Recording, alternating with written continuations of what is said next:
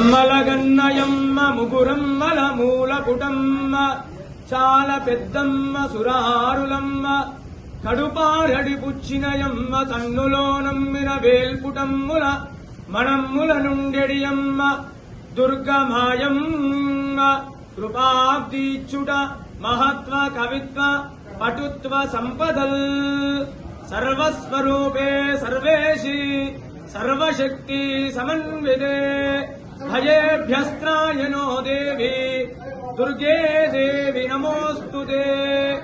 శ్రీ ఏడుపాయల వనదుర్గా భవాని దేవస్థానం లోపల దేవి శరన్నవరాత్రుల్లో వనదుర్గాదేవి దుర్గాదేవి రూపంలో భక్తులకు దర్శనమిస్తుంది.